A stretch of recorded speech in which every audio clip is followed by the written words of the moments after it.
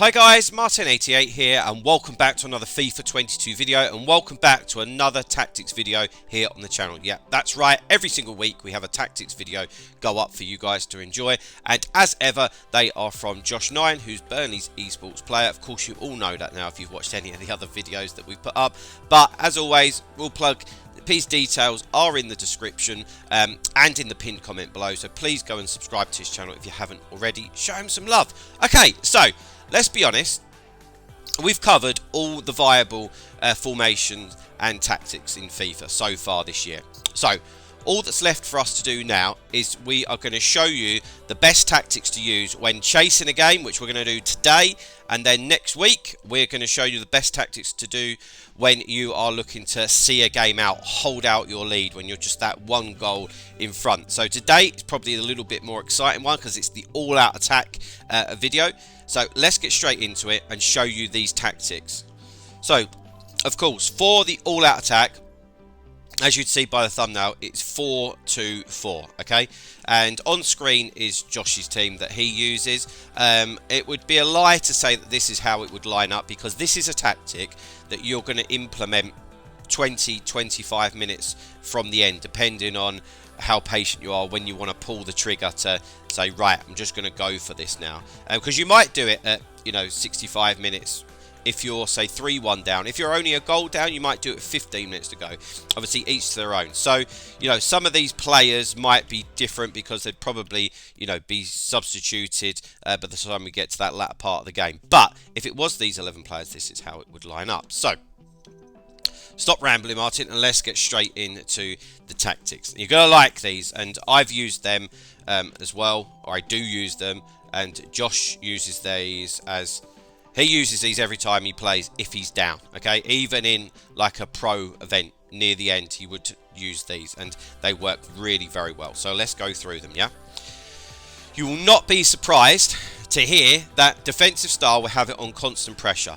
And I've got to be honest, I don't really think it should be allowed, but it is in the game, and when you turn that on, it's hard to deal with. If you're the team that's defending and you're coming to get up against that, it's very difficult to defend. So obviously that's the reason why we have it on constant pressure, because it just puts, as it says on the tin, your your opponent under so much pressure that hopefully they'll just buckle. Okay, defensive width is 60, and that's because we're not in a situation anymore where we want to just hold tight and keep a nice shape. We want the team spread out across the pitch so that it's basically one-on-one duels, because if your opponent will inevitably try and just keep the ball. So if we was nice and narrow, they're going to play it out wide and they're going to be able to keep the ball from there. If we're already on them everywhere, they're going to have to do something very special to keep the ball. That's the reason why we have the defensive width on 60, so that the fullbacks are already out there ready to put a block in onto the wingers. Depth, of course, 90. And that is because we're looking to just absolutely suffocate the opposition by the constant pressure. The team pushed so far up the pitch. Again, hopefully it's just going to make your opponent melt into a mistake, and then you've got to try and capitalise on it. Of course, fast build-up, because inevitably, like in real life, if they do manage to break your press, which will happen sometimes, but you manage to win it back without conceding, which is obviously going to be fairly difficult in this formation, but can be done. You then will just want to break, don't you? You want to break as quickly as possible. So fast build-up play and forward runs, because we just want everybody up there, everyone just go, go, go, basically, because we've got to try and get that extra goal. Offensive width, is up to 70, and that is because we're going to be committing so many people forward that we want to spread people out a little bit, or it's just going to be so congested through the middle of the pitch that you're just going to find it too difficult to score. So we want options, we want people spread out all over the place. Yeah, so just give us more options basically. Of course, because we're going for goals, 9 for players in the box. I'm not quite sure why Josh doesn't have it on 10, but we've got it on 9. Corners, free kicks are on 5, because of course we want to get that goal back, so we need to have players forward. Right, okay, into the player instructions. So let's start with the defense. So The centre backs we have on stay back while attacking. Full backs are on balanced attack. Okay.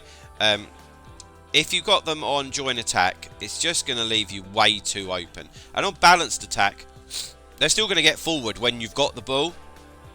And we're going to have a lot of players forward anyway. And if we have them on join the attack, it's basically, you're really going to end up just with the two centre-backs. And it's going to be too easy, to be honest, for your opponent to get out of like the press and get that extra goal. Okay, so balanced is more than good enough, especially with the fast build-up play and the forward runs that we're going to be on. Okay, so it was Mendy and Tau, who are both really quick, so that will work quite nicely.